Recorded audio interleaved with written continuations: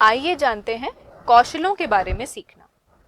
वे लोग जो अलग अलग कौशलों को, कार्यों को सीखने के योग्य हैं, उनके जीवन में बहुत सारे ऐसे अवसर आते हैं जो एक बार कौशल को सीख जाने पर वह स्वचालित हो जाते हैं और व्यक्ति इन्हें आराम और सुविधापूर्वक कर सकता है। जैसे कि हम यहाँ देखेंगे, ये एक साइकिलिस्ट है और ये क्या चला रहा है? साइकिल चला रहा है और ये बहुत ही निपुणता के साथ ये साइकिल चला रहा है।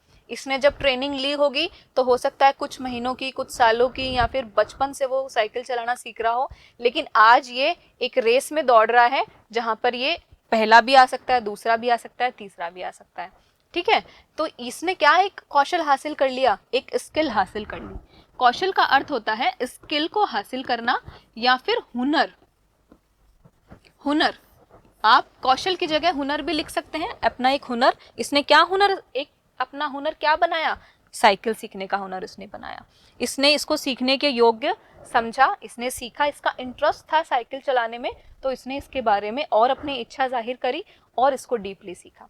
इसको सीख जाने के बाद में इसने क्या करा? स्वचालित, अपने आप ही चलाने लग गया। हो सकता है स्टार्टिंग में इसको नहीं आती हो साइकिल चलानी, लेकिन धीरे धीरे वह साइकिल चलाना सीख गया और अब वो इसे क्या कर रहा है? सुविधापूर्वक कर रहा है। हो सकता है इसमें इस काम को करने से इसको पैसे भी मिल रहे हों, या फिर ये कमाई भी कर रहा हो, इसके पास एक अच्छा रोजगार भी हो, एक अच्छे साइकिलिस्ट होने के नाते। तो हम कौशल से अपनी आजीविका भी चला सकते हैं, हम पैसे भी प्राप्त कर सकते हैं और हम एक अच्छा रोजगार भी हासिल कर सकते हैं। आइए अब हम जानते हैं प्रशिक्षण का स्थानांतरण कैसे होता है। किसी भी सीखे हुए कार्य का प्रयोग दूसरी परिस्थितियों में भी किया जा सकता है। जो भी काम हम सीखेंगे उस कार्य का प्रयोग हम कहाँ कर सकते हैं? किसी दूसरी परिस्थितियों में। सबसे इंटरेस्टिंग बात सीखने की यही है कि हम कोई भी काम जब सीखते हैं तो हम उसका उपयोग हमारे डे टू डे लाइफ में, हमारे रोजमर्रा के जीवन में, हम किसी की मदद करने में भी कर सकते हैं। सीखने की सबसे अच्छी बात यही है कि हम सीखते जाते हैं और उसका प्रयोग हम दूसरों पर या परेशानियों को हल करने में कर सकते हैं और इससे हमारा जीवन क्या हो जाता है? आसान हो जाता है। जैसे कि एक एग्जाम्पल, बालक क्या कर रहा है? बालक भाग और गुणा सीखता है, वह इसका प्रयोग बाजार व घर में भी कर सकता है। आप गुणा भाग करना सीख रहे हो और आपको आ गया है परफेक्टली इसे करना। अब आप कैसे मदद कर सकते हो खुद की और अपने फैमिली वालों की? जब भी शॉपिंग पे जाना है, राशन का सामान लाना है, आप जा सकते हो, कोई भी आपको ठगेगा नहीं, क्योंकि अब आपको भाग करना, गुणा करना, जोड़ना, घटाना आ गया है ना। कई बार होता है ना, हमारे से कई लोग ज्यादा पैसे ले लेते हैं, फिर हमें घर आके रियलाइज होता है अरे ये हिसाब तो लगाया ही नहीं। तो जब आप अच्छे से कोई भी चीज सीख जाते हो तो उसका प्रयोग आप घर में व बाजार में कर सकते हो और इस प्रशिक्षण का फायदा या इस सीख का फायदा आप उठा सकते हो।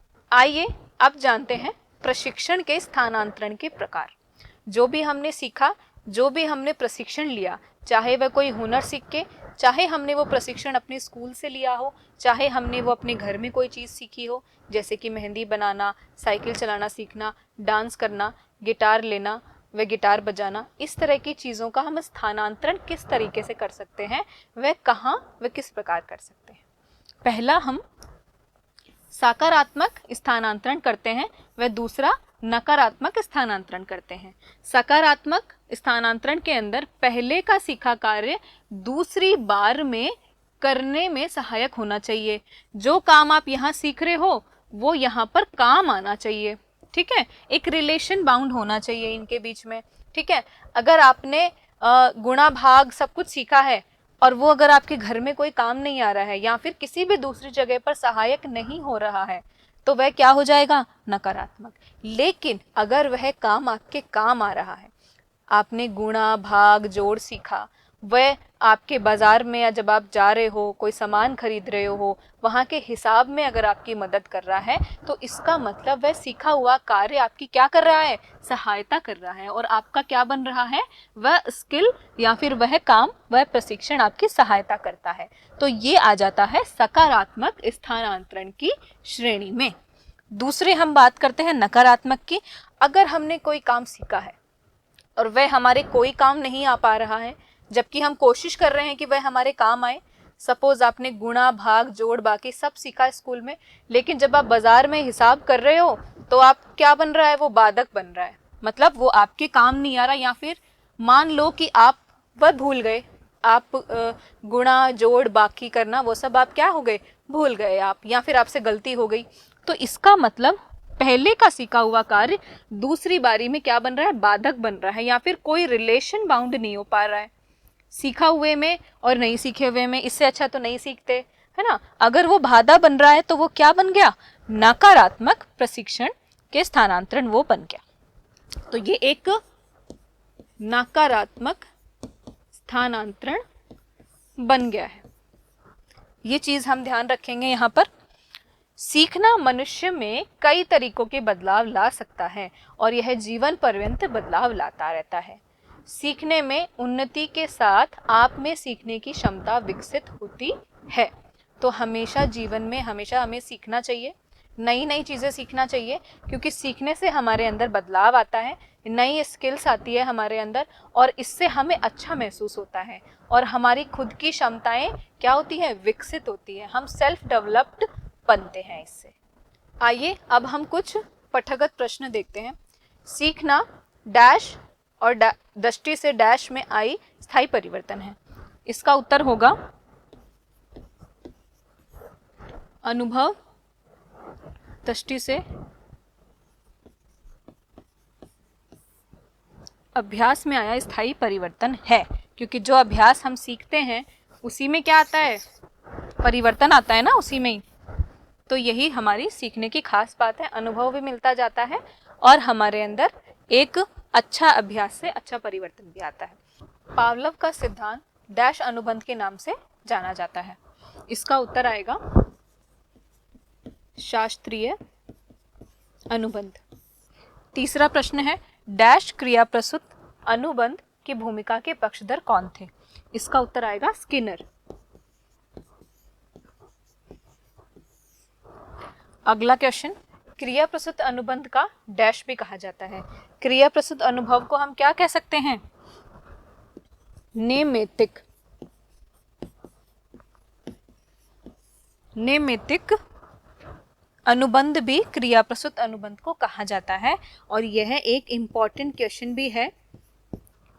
क्रिया प्रस्तुत अनुबंध को नेमेतिक अनुबंध कहा जाता है, वह व्यवहारिक अनुबंध भी कहा जाता है। आइए अब जानते हैं कुछ ट्रू और फॉल्स के क्वेश्चंस के बारे में।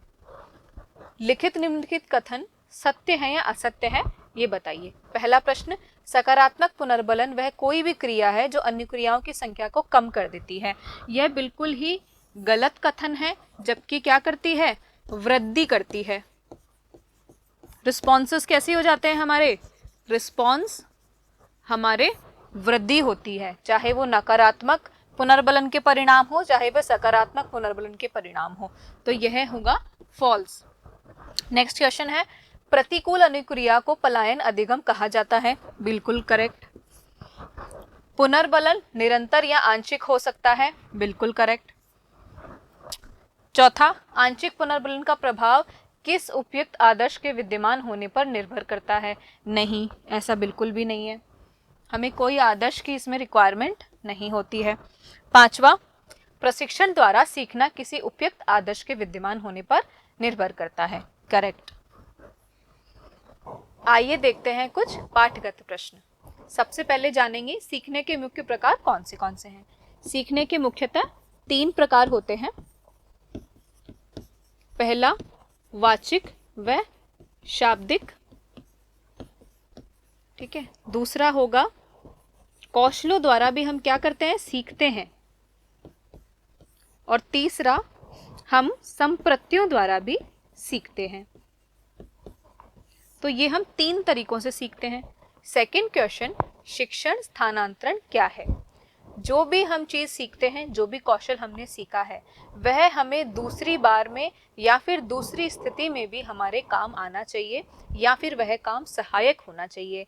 तो इस स्थिति में हमारा सीखा हुआ शिक्षण स्थानांतरित हो जाता है। यही इसकी परिभाषा है। आइए जानते हैं हमने क्या सीखा। अनुभवों के द्वारा व्यवहार में आई स्थायी परिवर्तनों को सीखना कहते हैं। सीखना हमें अपने परिवेश में सामंजस्य स्थापित करना भी सिखाता है। सीखने के 2 प्रमुख प्रकार होते हैं, शास्त्रीय अनुबंध और क्रिया प्रस्तुत अनुबंध।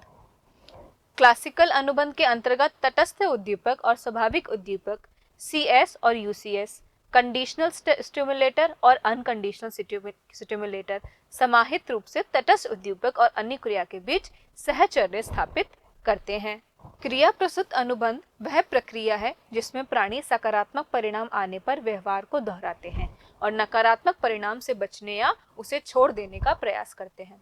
स्किनर ने पुनर्बलन को ऐसे किसी भी कार्य का प्रक्रिया के रूप में परिभाषित किया है जो अनुक्रिया की संख्या में वृद्धि कर देते हैं। यह सभी चीजें हमने इस पाठ में सीखी है। मुझे आप सभी से पूरी उम्मीद है कि आपको यह पाठ पढ़कर अध्ययन कर बहुत अच्छा लगा होगा और आपने इस पाठ से बहुत सारी चीजें सीखी होगी। धन्यवाद।